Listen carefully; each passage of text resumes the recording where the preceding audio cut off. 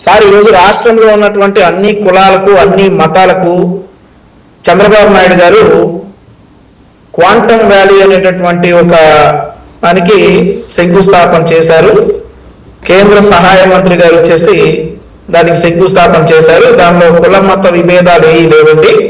ఎవరికైనా కానీ ఈ క్వాంటమ్ వ్యాలీ అనేటటువంటి అందులో వారికి ఏ కులం వారైనా ఏ మతం వారైనా కూడా బెనిఫిట్ పొందవచ్చు.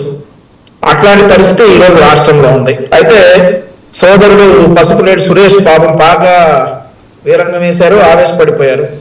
కాపు ఎమ్మెల్యేలందరూ కాపు వైఎస్ఆర్సీ నేతలందరూ కూడా ఈరోజు అంబటి రాంబాబు గారి ఇంటికి పాపం సాంఘీభావంగా వచ్చారట. చలో అంబటి రాంబాబు, చలో గుంటూరు పెట్టుకున్నారంట. వారందరూ పెట్టుకోవాల్సింది చలో తాడేపల్లి. ఒకవేళ జగన్మోహన్ రెడ్డి గారి కనుక ఇంకా బెంగళూరు వెళ్ళిపోకుండా ఉంటే చలో తాడేపల్లి, ఒకవేళ కనుక ఆయన బెంగళూరు వెళ్ళిపోతే చలో బెంగళూరు పెట్టుకోవాలా, అంతేగాని అంబటి రాంబాబు గారి ఇంటికి కాదు. పెట్టుకుని ఈరోజు కాపు కమ్యూనిటీని అంత చులకనగా చూసినటువంటి జగన్మోహన్ రెడ్డి ఇంటికి వచ్చి జగన్మోహన్ రెడ్డిని ప్రశ్నించాల కాపు కమ్యూనిటీ సోదరులందరూ కూడా. వైఎస్ఆర్సీ కాపు నేతలందరూ రావాల్సింది రాంబాబు ఇంటికి కాదు, జగన్మోహన్ రెడ్డి ఇంటికి. ఎందుకు? మనం అధికారంలో ఉండగా సామంతరాజులను అందరినీ ఏమో రెడ్లను పెట్టేశావు, మమ్మల్ని ఏమో ఈ బూతులు తిట్టడానికి వాటికి ఏమో మా కమ్యూనిటీని వాడేవని చెప్పి జగన్మోహన్ రెడ్డి గారిని వీరందరూ కూడా విమర్శించాల. ఇక బీసీలు రేపు మరి జోగి రమేష్ గారి ఇంటికి కూడా వెళ్తారేమో, వారు కూడా ఈ జగన్మోహన్ రెడ్డి గారి ఇంటికే రావాలి. చలో గుంటూరు, చలో విజయవాడ ఏం పనికి రావు, వాళ్ళు అక్కడికి రావాలి. బేసికల్ గా నా వీక్ పాయింట్ ఏంటంటే వర్మ గారు, ఈ క్యాస్ట్ బేస్డ్ పాలిటిక్స్ మీద నేను ఎక్కువ మాట్లాడలేను.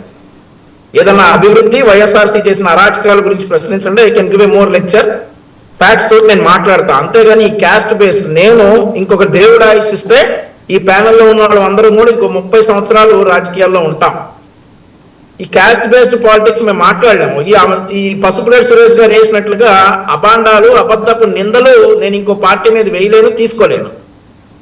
ఎన్ని రోజులు సార్? ఇంకా ఈ రోజు రాష్ట్రంలో 2019 నుండి 24 వరకు జగన్మోహన్ రెడ్డి ఏం చేశాడు సార్ కాపుల కోసం?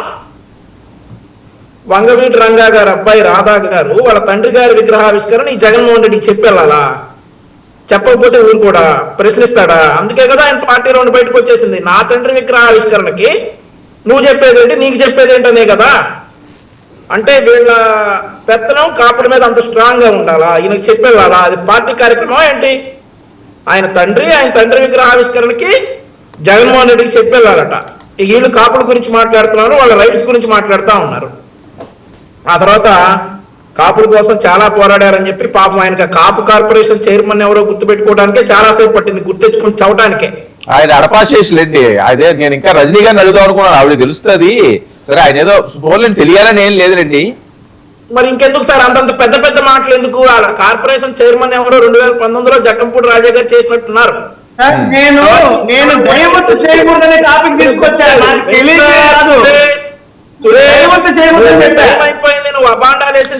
అదేం గుర్తు రాకపోవడం ఏం పెద్ద నేరం ఘోరం కాదు, అందరి పేర్లు గుర్తుండాలని లేదు కదా. అవన్నీ గుర్తురావు. వైఎస్ఆర్సీ కాపులకు చేసిన ఘోరాలు గుర్తురావు, నేరాలు గుర్తురావు, ఇవన్నీ గుర్తొస్తాయి.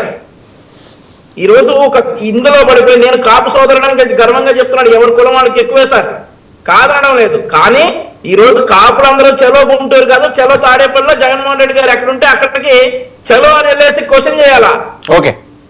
సమన్వయకర్తలు అందరూ ఏమో విజయసాయి రెడ్డి, సుబ్బారెడ్డి, సజ్జల రెడ్డి, ఆ రెడ్డి, ఈ రెడ్డి, బూతులు తెట్టించడానికి ఏమో కాపులా? ఇది క్వశ్చన్ చేయండి ఆయన్ని.